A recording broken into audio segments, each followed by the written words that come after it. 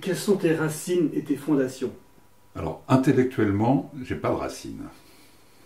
Mais ça, c'est une démarche intellectuelle, c'est pas une démarche affective.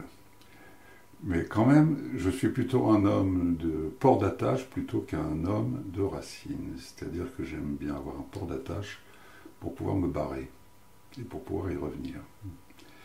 Et je n'ai pas de racines. Pas de racines. L'idée de racine m'emmerde un peu. Mais là encore, je vous dis, c'est une démarche intellectuelle et pas une démarche affective.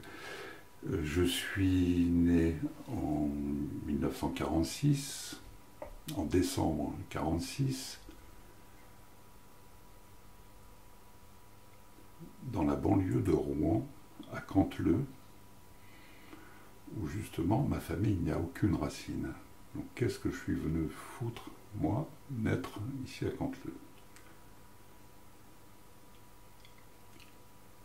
Donc quand je pose la question, ma mère me dit, donc me raconte une partie de mon histoire, donc l'histoire officielle qu'elle me raconte, c'est que ma famille maternelle est du Havre.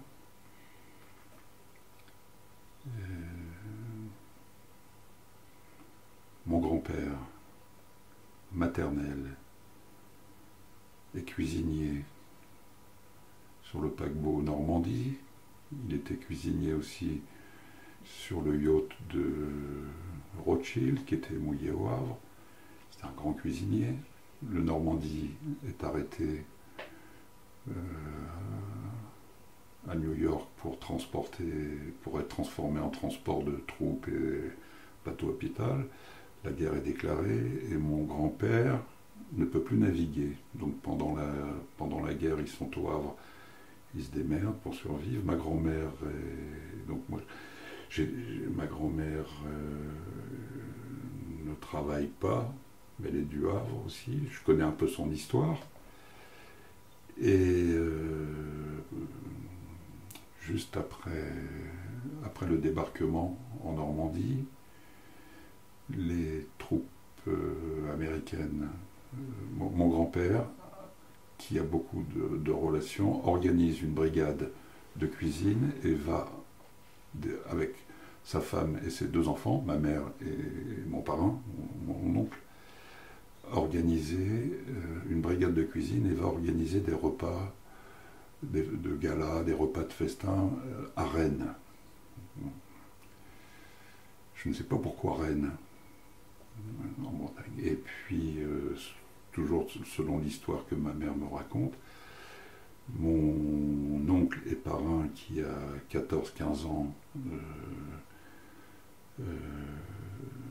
est en grand conflit avec son père.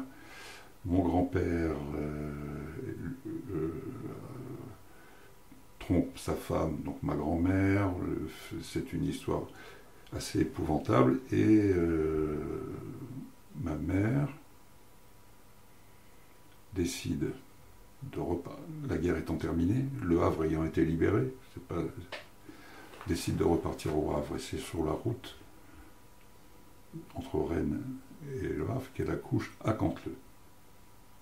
Déjà, c'est pas net comme histoire, il manque des pièces auxquelles je n'ai jamais pu. J'ai posé des questions quand j'étais enfant. Et à chaque fois que je posais des questions, elle me faisait savoir qu'il ne fallait pas trop en parler. Donc, parce que du coup, de cette histoire-là, j'avais bien des éléments qui sont assez précis du côté maternel, mais et le père, c'est qui? Bon. Or, le père, celui qui me donne son nom, Drouloux, Jean Drouloux, l'histoire, comme on dit, c'est qu'il meurt de la tuberculose. Il est mort de la tuberculose, j'avais 2 ans. Je n'ai jamais demandé, ou j'ai dû demander, mais sans avoir de réponse, qu'est-ce qu'il foutait à Rennes? Est-ce qu'il était à Rennes? Comment tu l'as connu? D'autant que je n'ai jamais eu de contact avec cette famille Droulou, qui était au Havre aussi. Donc je reste avec cette histoire. Dans ma tête, j'en fais pas. J'ai pas le souvenir plutôt que comme un blanc ou un truc flou, mais pas. Ce que je sais, c'est que j'ai retenu mes questions, ça c'est sûr. Mais je m'en suis pas rendu compte que je retenais mes questions. Je pense que ça doit être très très très ancien, à l'époque où on commence à parler, commence à poser des questions. J'ai plus de souvenirs de cette petite enfance-là, j'aurais pu poser des questions.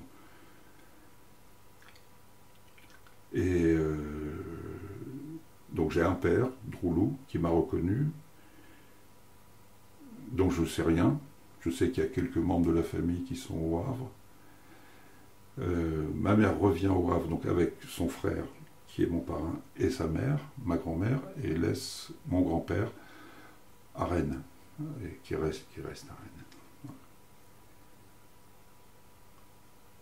De mes souvenirs d'enfance, et encore très présents, j'ai souvenirs de la famille maternelle, donc de ma grand-mère maternelle, des tantes que je connais, puis des côtés grand-père maternel aussi, des oncles, des tantes, et puis des organisations familiales, des fêtes de famille, etc. Et je suis, à ce moment, ma mère revenue au Havre, veuve. Je ne savais pas qu'elle s'était mariée. Il y a des choses que j'ai dit là, je ne savais pas que ça avait existé de cette façon. Elle est veuve, elle travaille. Donc j'ai des souvenirs de ses lieux de travail. Ça, j'ai des souvenirs d'enfance très précis. Et moi, je suis en nourrice, pas loin du Havre, enfin, dans une famille où je suis très bien. Et je vois ma mère et mon parrain et ma grand-mère tous les week-ends. Ils viennent me chercher, je prends le bus, j'ai des souvenirs de scooter, de vélo, enfin des trucs. Et puis un jour, j'ai 6 ans et demi à peu près, ma mère m'annonce qu'elle se remarie. Donc elle a rencontré un monsieur qui est navigateur et qui me dit avec qui elle se marie. Donc de ce jour-là, je ne suis plus dans la famille nourricière, je vais habiter chez ma mère. Ce monsieur que j'apprends à connaître, il est navigateur. Il navigue sur les paquebots de la Compagnie Générale Transatlantique. Et au début que je l'ai connu, moi, il travaillait sur le paquebot Colombie et puis après sur le paquebot Antilles. Donc c'était des bateaux qui partaient un mois. Et il me dit, au tout début, tu m'appelles papa, je deviens ton père. Donc je ne portais pas son nom, mais... Et très rapidement, j'ai des témoignages de l'affection qu'il me porte. Et j'ai des témoignages de la façon dont moi j'ai reçu l'affection sous forme d'amour. Il s'est soucié immédiatement de ma scolarité. Il s'est soucié immédiatement de mon bien-être. Et il me ramenait des petites choses qui allaient dans le sens de mes désirs. Enfin, ce qui suppose, par exemple,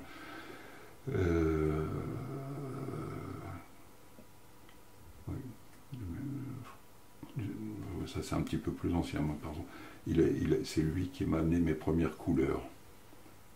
Quand il naviguait sur la ligne des États-Unis, il me ramenait mes premières peintures à l'huile, enfin, des trucs. Et donc, dans ma vie, j'avais le premier père qui était décédé, que je n'avais pas connu, mort de la tuberculose. Et puis ce deuxième, père adoptif.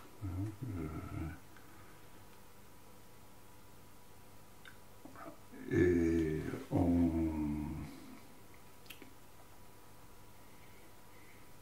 j'ai à peu près une trentaine d'années, un peu plus.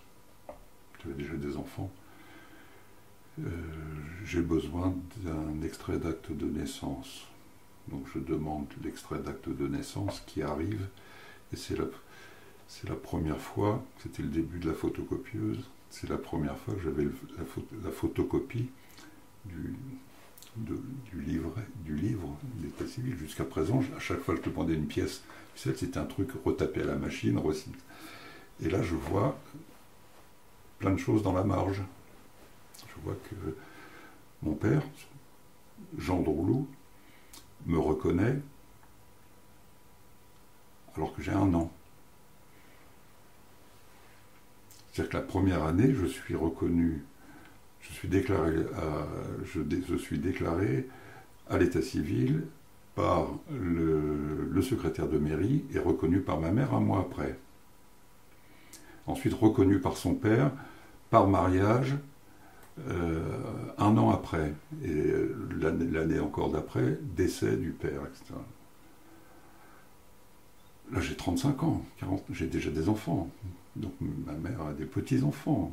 Mon père, celui que j'appelle mon père, impossible de leur parler de ça, de ce décalage, etc. Impossible.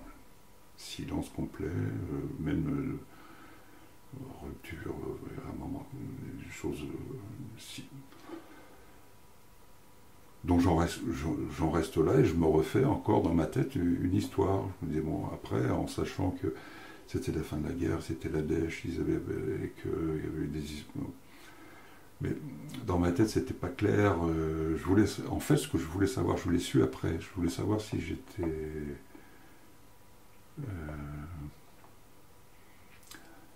je voulais savoir. Ça, c'est maintenant que je dis ça, après X années, hein, d'avoir d'écouter des gens. Je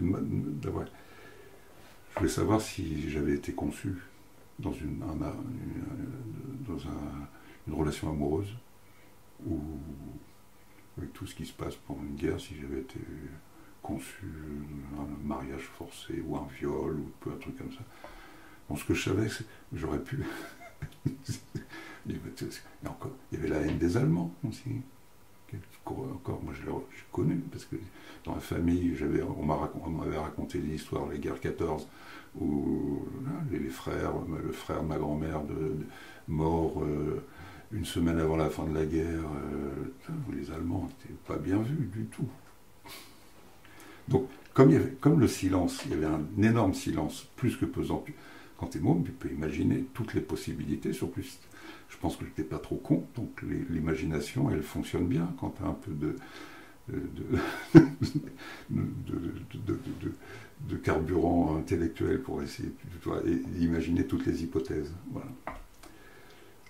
Et ce n'est qu'après, à l'âge de 60 ans, à peu près, que mon parrain, donc le frère de ma mère, qui débute une maladie d'Alzheimer, qui commence à me raconter les premières années de ma vie. Il me dit, tu sais, il me prend à part, on était à un repas familial, il me prend à part, et il me dit, faudra que je te raconte, mais là c'est pas le moment, parce qu'il y a plusieurs... Mais tu sais... alors il prend des précautions, me disant, faut pas que tu racontes faut pas que tu en parles à ta mère, mais tu sais, c'est une femme formidable, etc. Et elle me dit, ton grand-père avait organisé des banquets pour une garnison d'officiers américains à Rennes, et ta mère était amoureuse d'un officier, et ton père, c'est un officier américain qui, du jour au lendemain, avec son bataillon, je sais pas quoi, est parti. On n'a jamais pu le retrouver. Ma grand-mère, qui parlait parfaitement anglais, écrivait anglais, a essayé de le retrouver, et pas retrouvé. Donc mon père, géniteur, c'est un Américain. Voilà. Quand je demandais à ma mère pourquoi Jacques J-A-C-K-F, pourquoi pas J-A-C-Q-E-S, alors qu'on m'appelait Jacques et non pas Jack, elle me dit oh, je trouvais que ça faisait plus original. Bon, je suis resté là à l'époque, ça faisait plus original. Effectivement, je trouvais que c'était original. Donc je me retrouve, il y en a 3 qui sont intervenus. Il y en a un, géniteur, l'homme qu'elle a aimé, qui est mon père, génétiquement, et dont on ne sait pas d'ailleurs s'il a su qu'il avait procréé. Ensuite, celui qui m'a reconnu et qui m'a donné son nom, ben, c'est pas rien quand même, hein. Et qui passe l'arme à gauche, tuberculose, paf. Et puis le troisième qui m'a élevé, guidé, jusqu'à ce que je sois... voilà. Donc 3 pères. Ça fait 6, 3 pères. Tu as su qu'il était réellement cet officier américain? Alors quand j'ai appris cela, il m'a fallu du temps pour trouver les moyens d'en parler à ma mère. Ça n'a pas été facile parce que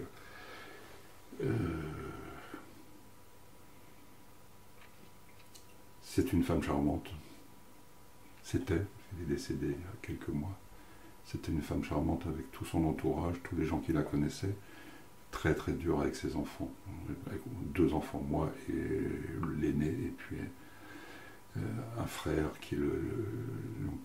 dont le père est Louis, ce navigue, celui qui m'a élevé.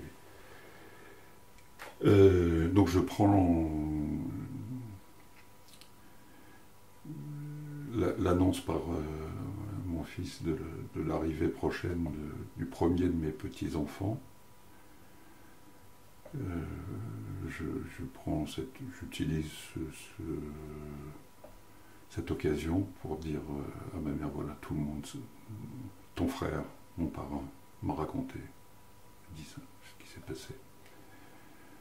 Tes petits-enfants, mes enfants, sont au courant. Ton autre fils, mon frère, est au courant.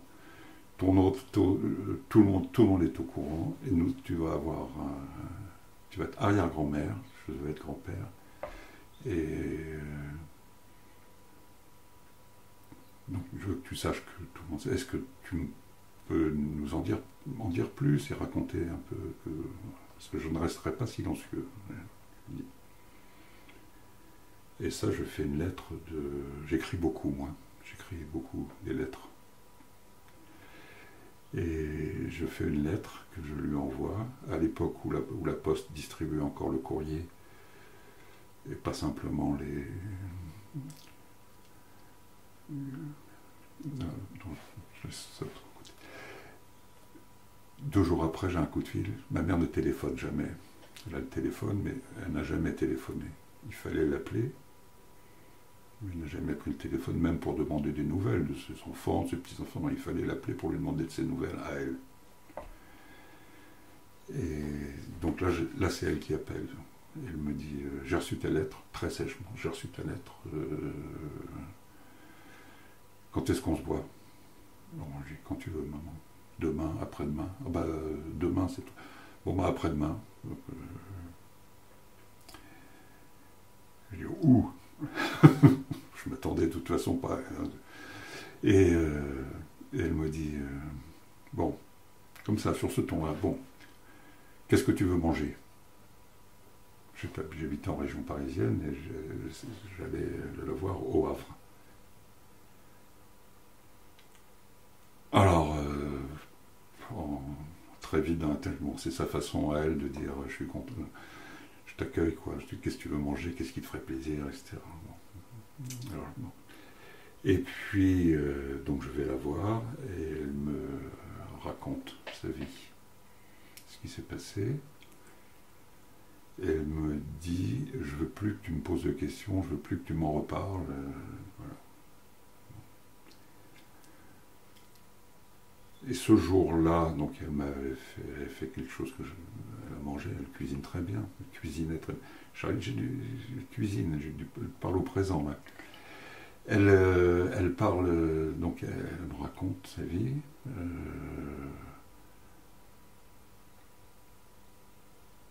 Moi qui... je ne l'ai vue, je ne la voyais, je ne connaissais ma mère émue et pleurant que lorsque son homme partait en voyage. Et quand il partait, c'était un mois, c'était long. Après, ça, c'est des choses que j'ai revécues après, moi, comme mec avec la femme que j'aime.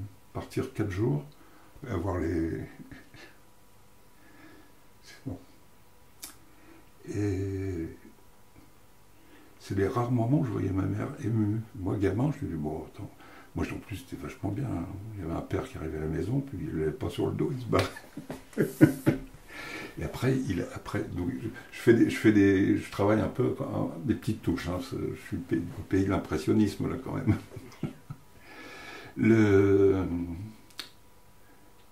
Louis, donc ce troisième père, Louis, il est appelé par la Transat pour naviguer sur la ligne de New York. Donc là, il part 15 jours. Donc on le voit plus souvent. Mais à chaque fois, les départs, c'était aussi poignant de les voir tous les deux. Ils n'arrivaient pas à se séparer. Et il fallait partir. Donc il y avait le bateau. C'est pas comme dans le Quai des Brumes, presque, mais il y avait le bateau qui appelait le marin. Et alors, c'est les rares moments où je voyais ma mère être une personne sensible. Parce qu'à d'autres moments, elle est très dure, très dure. Sauf avec des relations amicales où elle pouvait être très, très chaleureuse. Elle était à la fois très dure et chaleureuse. C'est pour ça que tout à l'heure, je parlais d'injonction paradoxale. C'était un peu de ça, c'est-à-dire montrer une grande tendresse. Alors, et puis, moi j'ai vu son affection, vraiment, je ne l'ai pas ressenti moi, je ne l'ai pas vu avec mon frère, comment elle était affectueuse, mais j'ai vu comment elle débordait d'affection avec ses petits-enfants. Ou avec tous les petits en général. J'imagine que ça a dû être comme ça pour moi. Mais c'est du boulot hein, de se représenter. Et alors, donc ce jour-là, elle me dit, elle était très émue, et ben, moi aussi, donc ce qui fait que moi j'ai pas pris de notes de tout ça, donc il y a des choses qui m'ont beaucoup échappé dans ce qu'elle récitait. Quand j'ai voulu revenir après sur un certain nombre de choses, ça n'a pas été possible. Elle a refusé complètement. Voilà. Donc voilà l'histoire, incomplète bien sûr, mais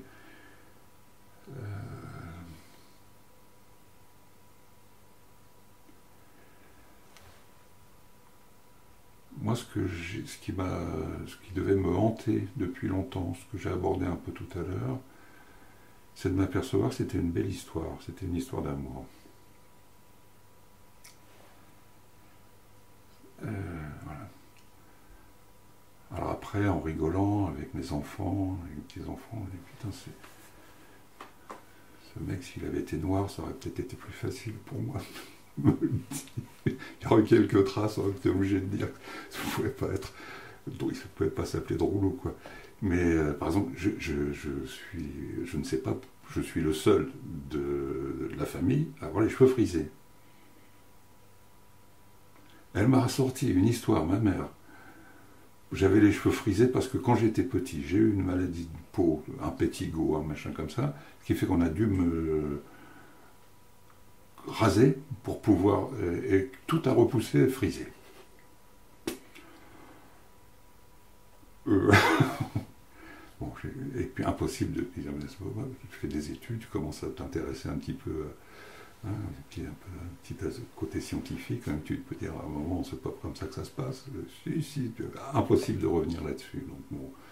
Donc moi, je me suis fait avec ça. Je savais que c'était pas tout à fait mon histoire, mais je savais que je ne pouvais pas en savoir plus. Hein, et que c'est la maladie, le début de maladie.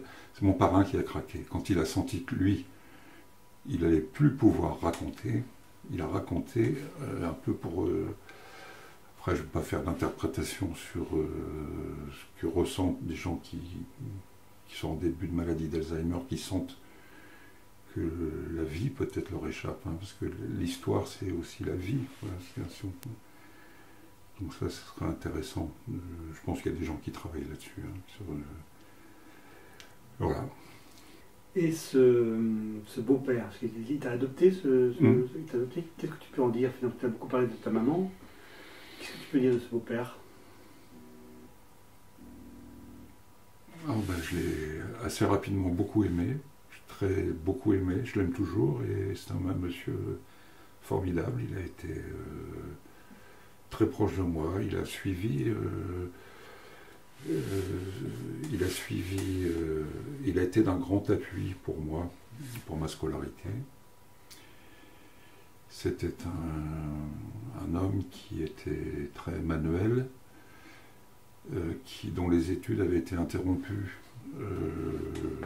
par la guerre, qui aurait aimé être instituteur. Il n'a pas pu l'être, mais étant manuel, breton, et la voie c'était d'embarquer. Donc il a fait l'école d'apprentissage maritime. Donc c'était un bon mécano. Il avait un français. Il s'exprimait très bien par écrit, très bonne orthographe, très belle écriture. Et puis, écriture au sens du graphisme, mais écriture aussi de la façon d'exprimer, hein, la construction des phrases, présence aussi, ouverture sur l'imaginaire, etc. Donc, je pense que son attitude a fait que ça m'a aidé ça m'a permis de ne pas être insistant et de ne pas trop poser de questions, parce que chaque jour suffit sa peine peut-être. Donc ça va, je suis bien avec lui. Voilà. Mais quand il était... Et heureusement qu'il était là, parce que moi, enfant, j'ai eu des moments très très difficiles. Il y a des moments où je ne voulais pas rentrer à la maison, tellement j'avais peur de comment allait me recevoir ma mère. Ma mère ne m'a jamais frappé. Mais elle avait des mots tellement durs qu'elle était humiliante. Et ça, je ne supporte pas l'humiliation. Vous me demandiez tout à l'heure. L'injustice et l'humiliation, c'est la forme la plus extrême de l'injustice. Parce que c'est épouvantable. Et ma mère était humiliante. Et lui, il m'a protégé de ça. En fait, il m'a protégé d'elle, un peu. Et en même temps, il a jamais désavoué, devant moi en tout cas. Entre eux, je ne sais pas comment ça se passait. Qu'est-ce que tu as appris de tes parents, alors dire ta mère et ton beau-père, ceux qui sont été plus en contact avec toi? J'ai appris de ma mère que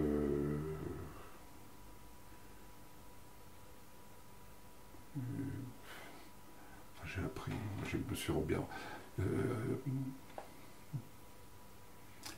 Avec l'âge et avec l'analyse, j'ai appris à relativiser. Et peut-être si j'étais...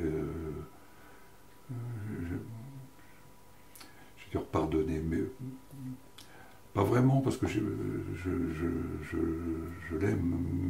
je l'aimais et je l'aime, ma mère. Mais m'en a fait chier quand même, pas mal. Donc j'ai relativisé. J'emploierais plutôt le mot relativiser plutôt que pardonner, parce que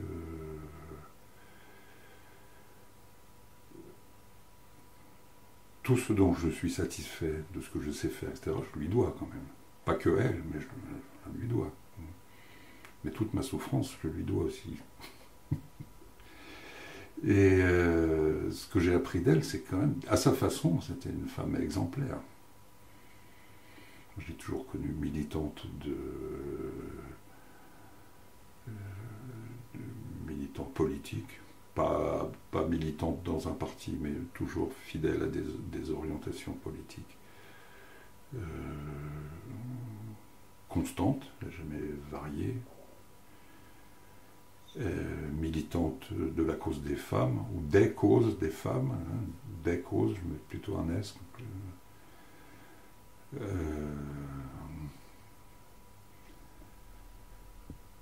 D'avoir choisi un homme qui n'était pas dans la répétition des violences qu'elle avait vues et observées dans son couple parental à elle, son père et de sa mère.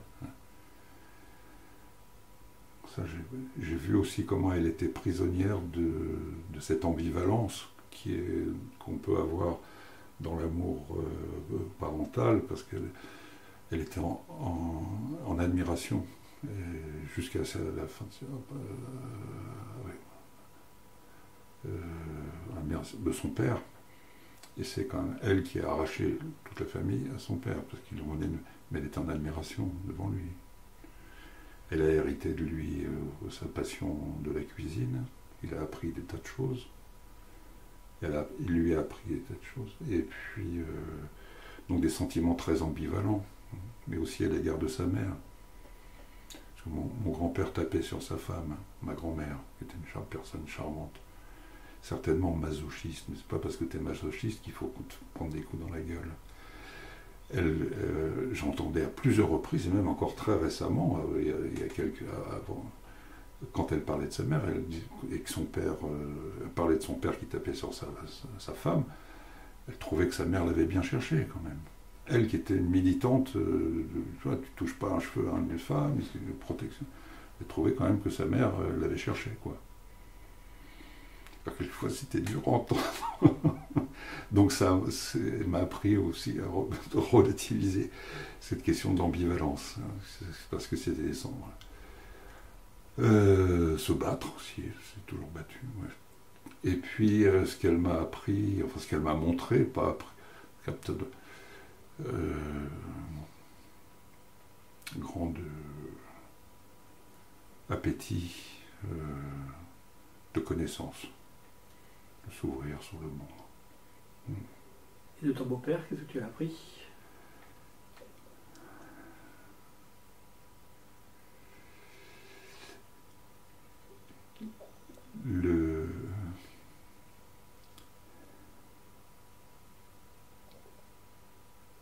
Qu'un père pouvait être aussi une bonne mère.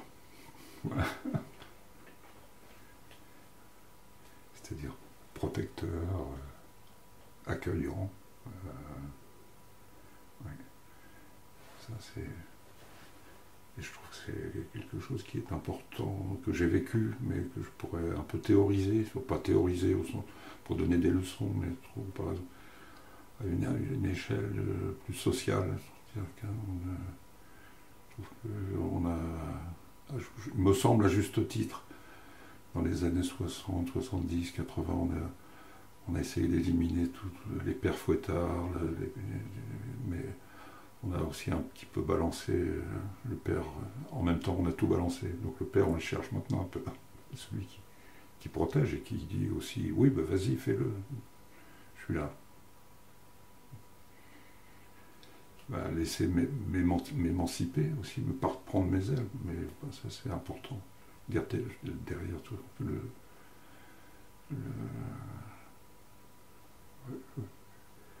Et puis il était curieux de tout, il était marin, mais il n'aimait pas nager. Il était curieux de voyager, il était très très sympa, accueillant. Ces deux parents là, ce couple, il s'est quand même fait avec. Il y a un microclimat portuaire quand on est dans une ville où on accueille des étrangers tous les jours. Et puis on sait qu'ils ne vont pas rester, qu'ils vont repartir aussi. Oui, une grande propension à accueillir l'autre. Moi, c'est plus ça. Je parlais tout à l'heure de mes racines, c'est plus ça plutôt que des racines physiques, matérielles de la terre. Les racines. Oui, pour moi, alors moi je suis un gars du port, hein, d'un port, d'une ville et d'un port, ça c'est mes racines. Alors je peux les retrouver un peu partout, mais j'aime bien Sète par exemple. Ouais.